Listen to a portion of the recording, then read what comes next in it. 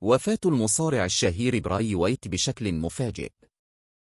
أعلن رئيس فريق الإبداع في اتحاد WWE تريبل اتش عن وفاة المصارع براي وايت المعروف ب ذا فيند عن عمر يناهز 36 عاما.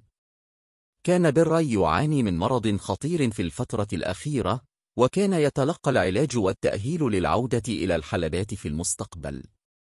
تجدر الإشارة إلى أن براي وايت هو الفرد الثاني في عائلة وايت الذي يفارق الحياة. عائلة وايت هي مجموعة شخصيات مصارعة في WWE مع أسلوب مظلم وغامض. براي وايت المعروف بذا فيند كان عضوا بارزا بها.